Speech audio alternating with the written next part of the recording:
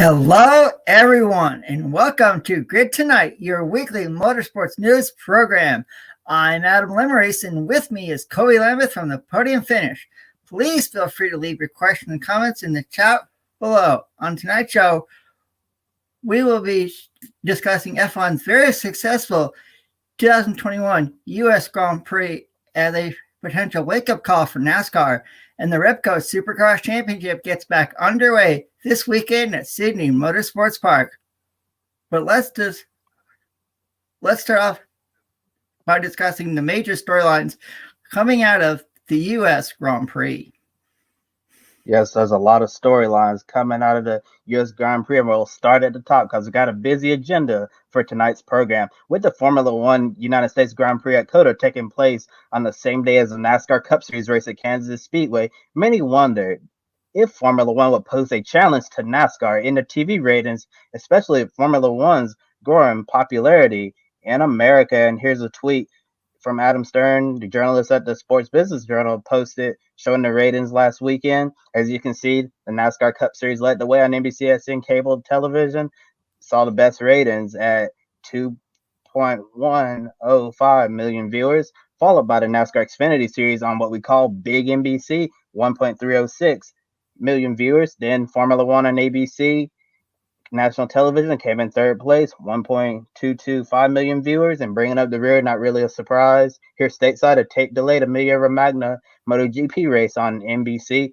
only 510,000 viewers. Their following here is not as big as Formula One, and we'll get to the specific demographics you can see right there on the screen in a second. But here's the first question for you, Adam. Were you surprised that NASCAR still topped Formula One at the end of the day, although Formula One had a lot of momentum entering America? And some people actually thought Formula One might actually beat NASCAR in the ratings. Yeah, I'm really surprised. Like we talked about on the wrap-up show, there was over 400,000 viewers at the United States Grand Prix at Austin, Texas, and to see the ratings like that really surprised me. I thought a lot of viewers would first chime in to watch the Formula One race from Austin, Texas, then switch over to NBC for the conclusion of the NASCAR Cup Series race at Kansas Speedway. Maybe this is a sign that F1 is growing here in America. And probably next year, when F1 goes to Miami, I know it's the same weekend as NASCAR is at Darlington, and it's also Mother's Day weekend. So we'll see what the ratings are come that weekend in 2022. Yeah, I guess many people aren't necessarily surprised to see NASCAR beat Formula One in the ratings. I mean, NASCAR always does better than Formula One at the rating, but with all the momentum that they were carrying into Austin, Texas, a lot of people really thought that Formula One might just take the fight to NASCAR. But as we saw with the official ratings, that did not happen at all. But I want to make something really clear. I don't want this to be a competition between NASCAR and Formula One. I don't want this to be Team NASCAR on one side and Team Formula One on the other. In my honest opinion, I believe that motorsports will do a lot better if we're all in this together, because when one series succeeds, we all succeed. So it's great to see Formula One growing here in the States, and good to see NASCAR maintaining its audience, especially with those two races that clash. I know some people, they started off watching the Formula One race, and by the time that coverage was over, NASCAR was just beginning to go green in the final stage.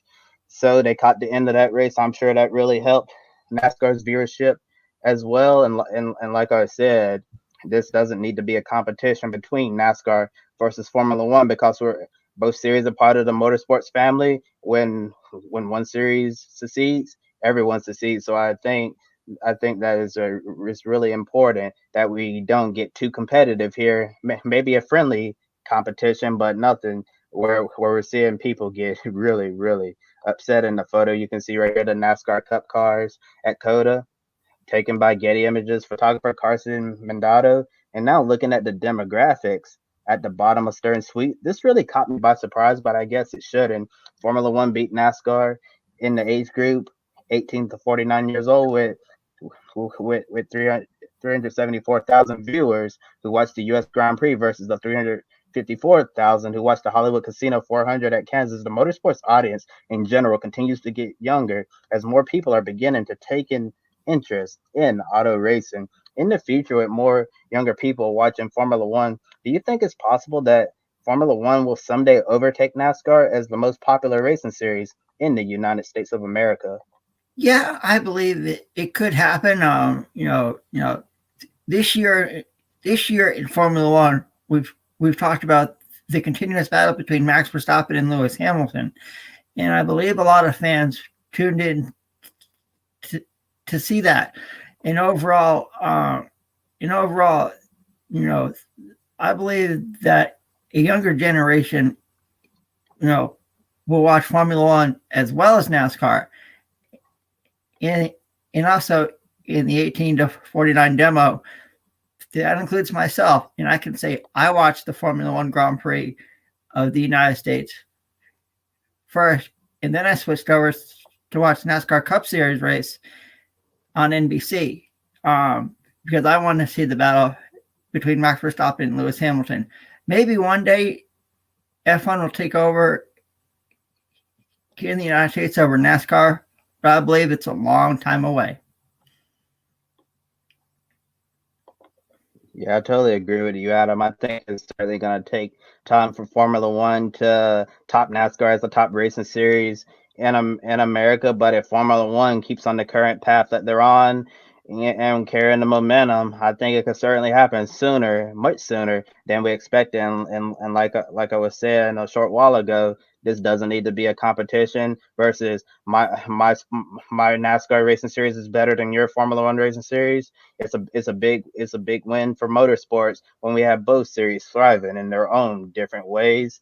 But I do think this should really serve as a wake up call for NASCAR to find new ways to grow the sport and to look at Formula One as a potential guide. If I'm NASCAR, I'm looking at hiring a higher up executive from Liberty Media. Get them in your headquarters in Uptown Charlotte and pick their brain about Formula One's growth strategy because Formula One's been extremely effective, not just growing Formula One here in America, which has been really exponential growth, but Formula One growth all over the world. And everybody likes to talk about the famous Netflix series Drive to Survive, been one of the biggest factors in Formula One gaining significant momentum stateside. Drive to Survive gives viewers an up and close personal, but a serious look at Formula One behind the scenes, which shows the different storylines playing out, very intriguing to the viewer. While NASCAR, on the other hand, decided to go with a comedy called The Crew, starring Kevin James, but that comedy was canceled after a single season. Maybe if NASCAR had a Drive to Survive like series where everything is taken seriously, then maybe more people will take NASCAR seriously as well. In my opinion, comedy isn't always the way to go. In January 2022, 2311 Racing, they're going to be debuting a new documentary out on Netflix showing what it's like to start up a new team behind the scenes at a high level of stock car racing with driver Bubba Wallace. And it remains to be seen if this documentary will be taken seriously on the same level as Drive to Survive. So we're just going to have to wait and see for ourselves. Adam, do you think NASCAR would benefit from a Drive to Survive like series over a comedy? Yes, I do. We've all seen the Netflix F1 Drive to Survive become very popular, and I'm happy to see that 2311 Racing is doing something similar to that, and I think NASCAR should take a look at doing something like that overall. I believe it would gain a lot more viewers, and it would take fans behind the scenes that normally they probably wouldn't get a chance to do if they were at the racetrack. Overall, so I think NASCAR should have a Netflix Drive to Survive series in the future. I totally agree with you. I think NASCAR would really benefit from having a Drive to Survive like series. I know Denny Hamlin sent out a tweet in September saying that they just wrapped up filming after 7 months of filming the 2311 documentary with 2311 Racing, him, Michael Jordan, and Bubba Wallace, and all of that. And I want to point out, I think it's a real shame that they've wrapped up so soon, because imagine if they were still filming when Bubba Wallace scored a historic win at Talladega. That would have been the perfect ending to that Netflix series. But maybe they were able to catch some footage and add it into the documentary, because that was fantastic. Talk about a storybook ended to a documentary showing all of the growing pains, what it's like to start up a NASCAR Cup team. Then at the end, all your hard work pays off, and you finally get the very first NASCAR Cup Series win as an organization. That was a real special, historic day, not for Bubba Wallace, 2311 Racing, Denny Hamlin, Michael Jordan, or NASCAR. It was a really historic win for society in general.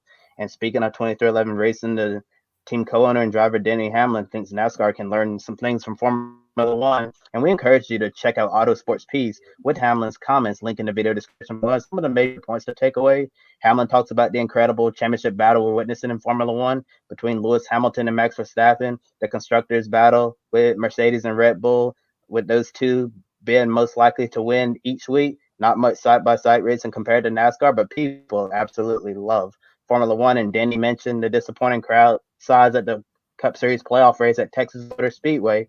Then you have 400,000 fans show up to COTA in the exact same state for Formula One throughout the entire racing weekend. And you really do have to ask yourself, what is NASCAR doing wrong? Because if you can't even fill up a playoff race at a nearby track, and then you're having people flock to the Formula One race, there's an obvious disconnect, and there's something that is seriously wrong. And we definitely want to hear what our viewers think. So please be sure to share your thoughts down in the comment below. And Hamlin suggested that NASCAR should consider following Formula One's lead and making the entire race weekend into not just the race itself, but an experience. He mentioned having events like hospitalities and parties. And when I think of an experience, I think of an event that you'll remember for the rest of your life, something special and unique. And yeah, I know the price of attending a Formula One Grand Prix way higher than going to a NASCAR Cup Series race, especially after I saw the high prices of going to the inaugural Miami Grand Prix next spring. And I'm just gonna be honest and tell you guys this: I will not be going. That and makes Adam, two of here's my us. next and Adam, here's the next question. Do you think Denny Hamlin has a point? Is the NASCAR experience lacking? Yes, I do. One thing to me that fans have been missing is practice and qualifying.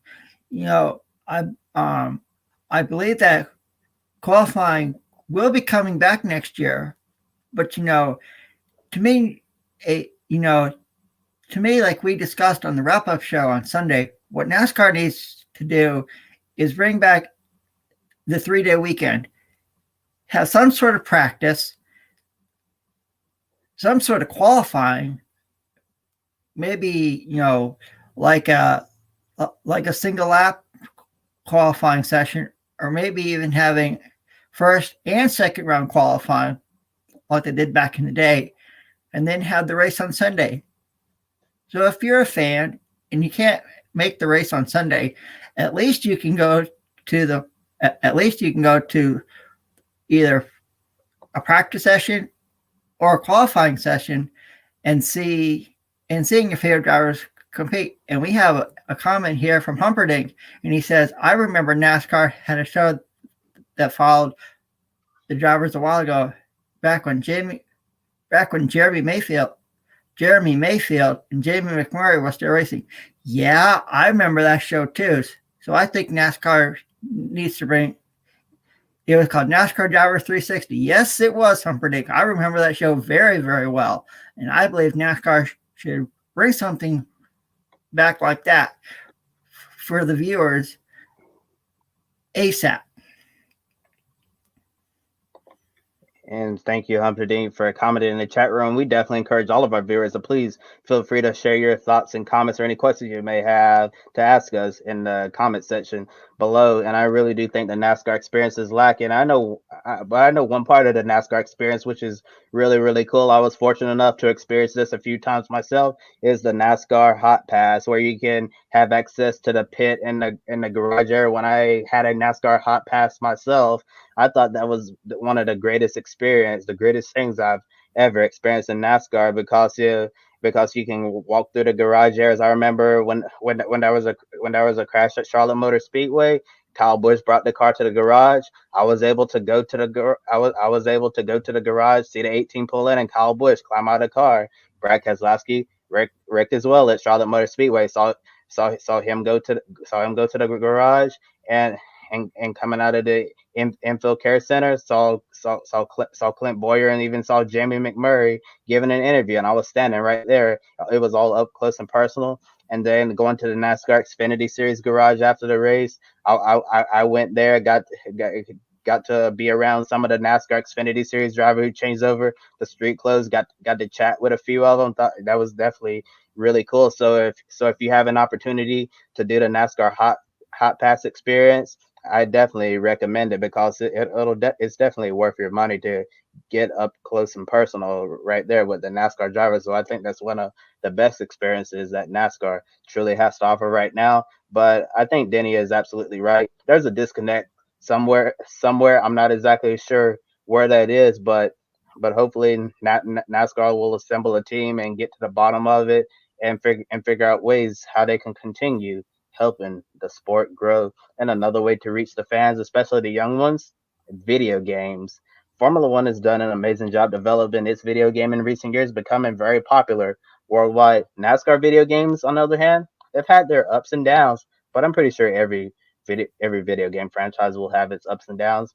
And everyone loves talking about NASCAR Racing 2003 season, Dirt to Daytona, NASCAR Thunder, Total Team Control, which is one of my personal favorites.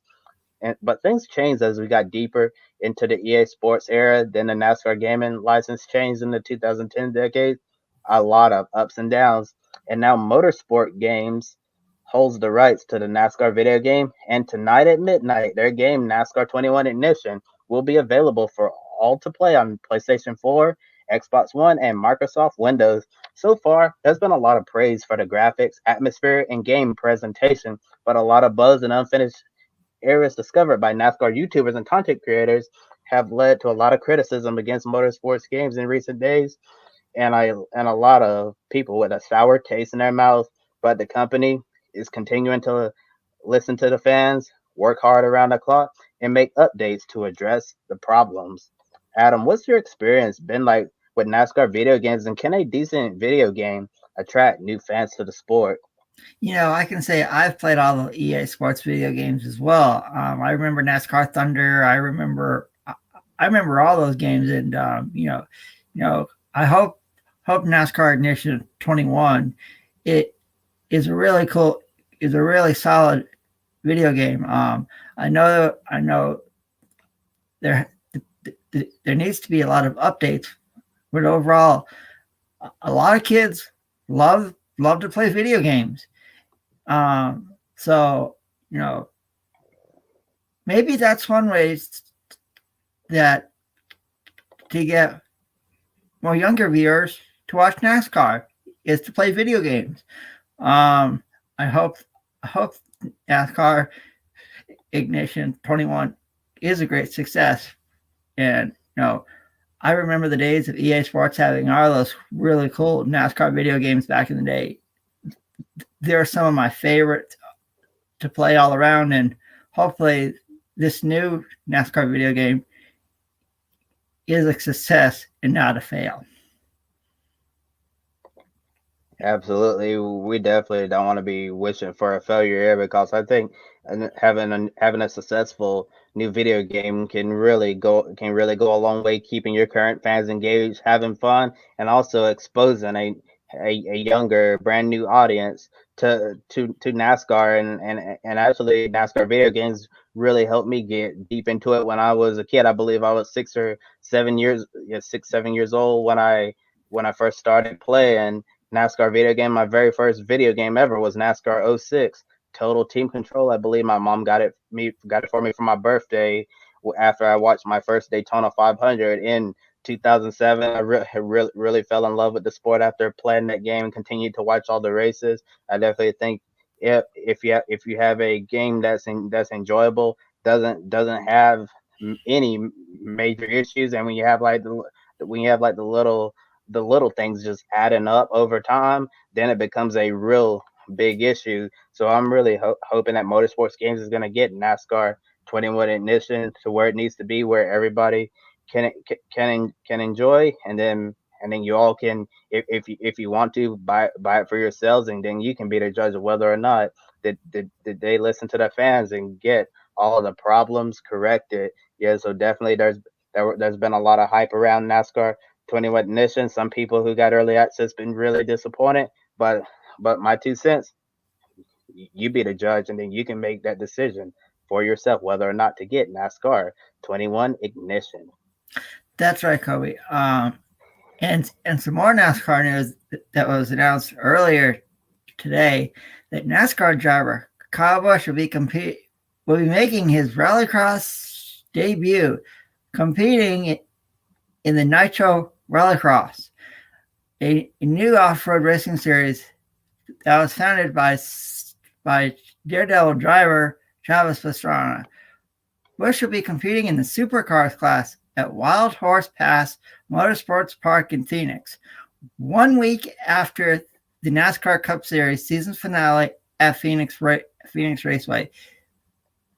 The inaugural season of NRX consists of 5 races, with the NRX of Utah and Minnesota already taken place, with Arizona up next, followed by the NRX of California and Florida. You'll be able to catch all the action on the Peacock streaming service. And now, here's Kobe with the Grid World Motorsport League update. Yes, we don't have Matt White this week for the Great Wall Motorsport update. But before we begin, have an update here a comment from Humperdinck again, saying that you think NASCAR video games are probably better than the actual races at getting kids into NASCAR. I totally agree with you, Humperdinck. Yes, instead of waiting until the weekend for the NASCAR races to come on, you can race your own NASCAR race, and you can have a lot of fun during the week leading up to that. I remember when I was a kid, I used to race all week myself, just waiting for the NASCAR races to come on. So I didn't have to wait so long for a race. I could just hook up my PS2 that I had at the time, sit back, play some NASCAR 06 Total Team Control. I still play that game to this very day sometimes, because in my opinion, I think that game is really one of the best that I've ever experienced. Really hate I didn't get to experience NASCAR Thunder and all of those other earlier NASCAR games that everyone liked to talk about, but I'll save that story for another day. And as I mentioned, while we don't have Matt White with us this week for the Great World Motorsport League update, here's the updated top 10 after sweeping the weekend at COTA and taking home her second W Series championship. Jamie Chadwick has jumped all the way up to first, leading the Great World Motorsport League standings. European Le Mans Series LMP3 driver Nicholas Maulini, who has been leading the Great World Motorsport League for most of the year, lost out after he didn't get a strong finish in the ELMS season finale at Portimao last weekend. And Maulini, that poor finish, drops into sixth. Shane Van Gisbergen, returning to action this weekend in Supercars, has a chance to dethrone Chadwick as the WML points leader, assuming he hasn't missed a beat since the pandemic puts Supercars on pause. And speaking of Chadwick, there's been a lot of good things happening for her. Earlier in the week, it was announced that she'll test an LMP2 car in Bahrain for Richard Mille Racing in the FIA World Endurance Championship rookie test.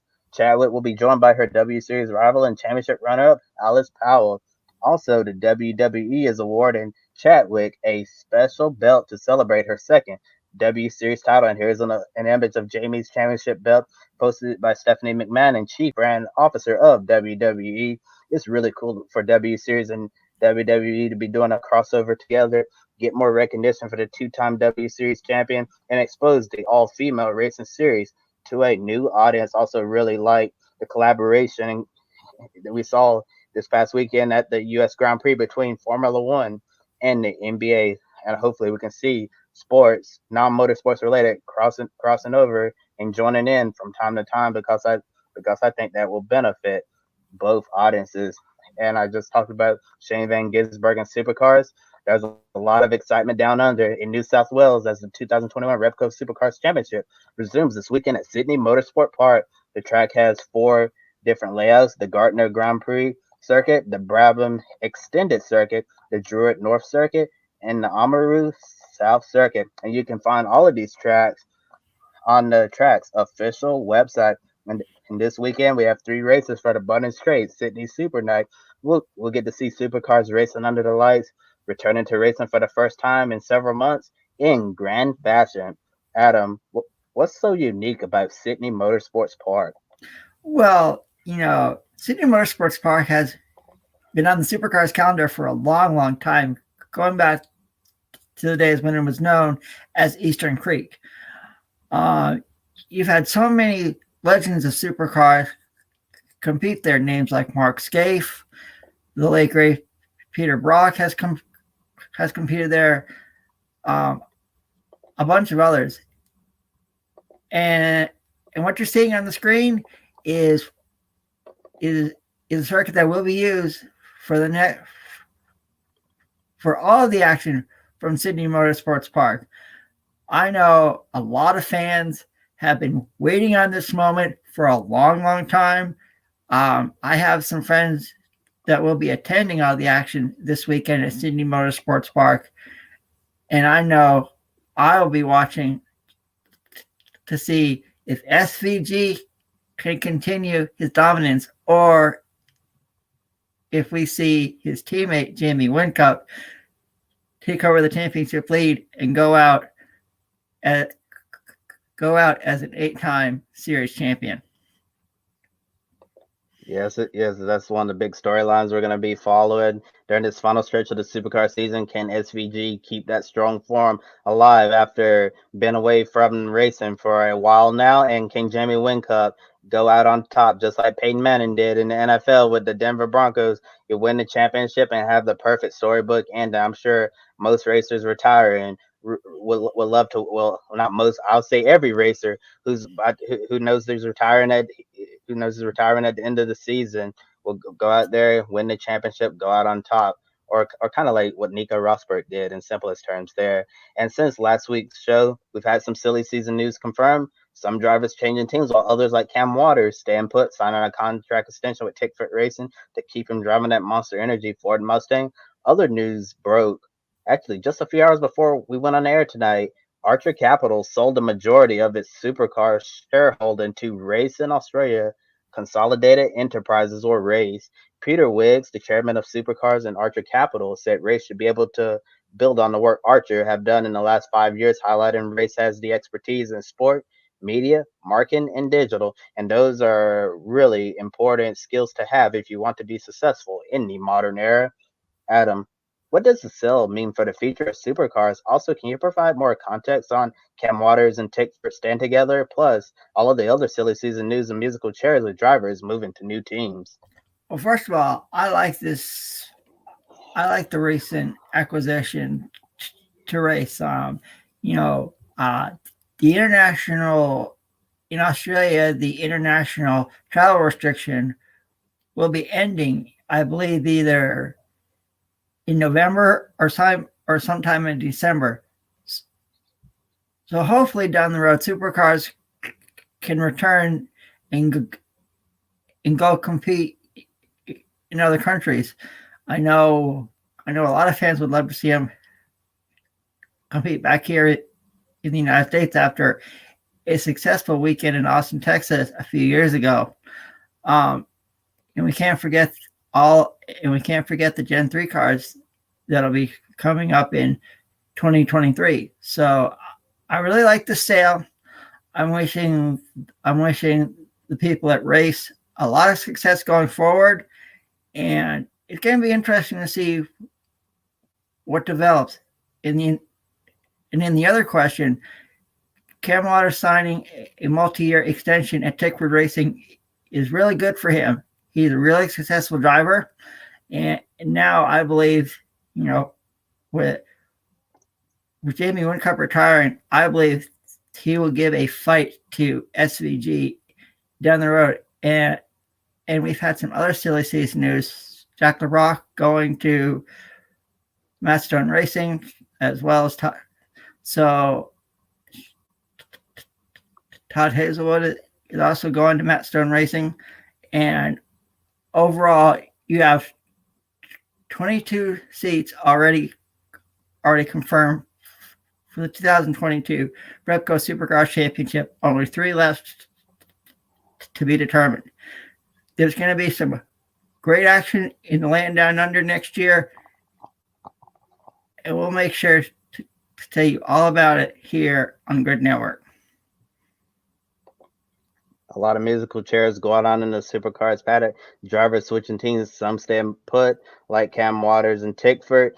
And as for race buying Supercars, I'm really intrigued and interested to see what's going to happen a few years down the road. And when I was looking at the press release from Supercars talking and how Peter Wiggs was talking about their expertise in sport, media, marketing, digital, and what I'm thinking is Liberty Media, and I'm wondering with race taking over from Archer Capital. I actually pose this question to our viewers in the chat room as well. Could the purchase of Supercars by Race potentially lead to similar results 5-10 years from now, like we've seen Formula One grow under Liberty Media? Or could we see Supercars grow even more under Race? And I think it's going to be really interesting to see how the series thrives under Race leadership. And looking at the championship prior to the long unexpected pause in action, Shane Van Gisbergen was the most dominant driver, winning a total of 11 races, including 6 in a row to begin the season. His teammate and soon-to-be retired driver from full-time Supercars competition, Jamie Whincup, we just talked about him, sits second in the standings. The driver third in the championship. We also talked about him. Cam Waters was the hot driver last time Supercars raced in Townsville, winning 2 out of 3 races. Shane Van Gisbergen got one that weekend, and Waters signed that contract extension to stay with Tickford, and he's entering Sydney Motorsport Park with some positive momentum on his side. Do you expect to see Shane Van Gisbergen pick up where he left off prior to the break, or do drivers like Cam Waters head into the race weekend with the mindset we're starting a brand new season in Sydney with the championship still in play? Oh, I believe Shane Van Gisbergen will continue his dominance. I don't see why not. But, Cam Waters, just signed that multi-year extension at Tickford. That'll give him a lot of momentum throughout these next 4 events at Sydney Motorsport Park. And right after Sydney Motorsports Park is the legendary Bathurst 1000. And if you would like to pre-order a copy of the program that will be distributed at the Great Race, this is from 2017 that a friend of mine shipped to me from Australia. You can go online to www.v8sleuth.com.au and pre-order yourself a copy. It'll only cost you $10. And inside, you'll be able to see driver profiles, a map of Bathurst, and all the other supporting categories that'll be competing at the Mount Panorama Bathurst Motorsports Extravaganza. Overall, it's going to be a great weekend of Supercars in the Land Down Under, and I know a lot of fans will be tuned in across the globe, no matter where they are, including myself, and I know my colleague Kobe as well. Yes, everybody's going to be tuned in, excited to see Supercars return to action. And answer the question, yes, I do think Shane Van Gisbergen will continue to dominate. And yes, I do think he'll end up holding the championship trophy. And I'm expecting by the time we leave Sydney Motorsport Park with 1 race to go in Bathurst, he's definitely going to either have it clinched or one hand on the trophy, as we all like to say here at GRIDnet, where I do think Cam Waters, Jamie Whincup, they can definitely contend for wins, have some really strong performances. Think Waters will have a lot of momentum on his side. Whincup will look to get some more victories, potentially contend for the championship if Shane has issues and try to go out on top. But overall, I still think this championship is Shane Van Gisbergen's to lose. And if you have Motor Trend on demand like me, coverage of the first Supercars race begins very early in the morning if you live on the East Coast at 3:50 a.m. Eastern Time on Saturday, October 30th. So make sure you have your early morning coffee on hand. Then race 2, Saturday night at 9:30 p.m. Eastern Time, and race 3 at 1:05 a.m. Eastern Time on Sunday, October 31st. On Saturday, Grid Live pre-race will recap race 1 and do a pick a winner for race 2 and 3. But first, here's Adam with Pick a Winner for Race 1. That's right, Kobe. Now it's time that Kobe and I do our pick winner, who we think is going to win Race 1 at Sydney Motorsport Park. And for me, I'm going to have to say that Shane Van Gisbergen continues his dominance and wins under the lights in prime time down under in Australia.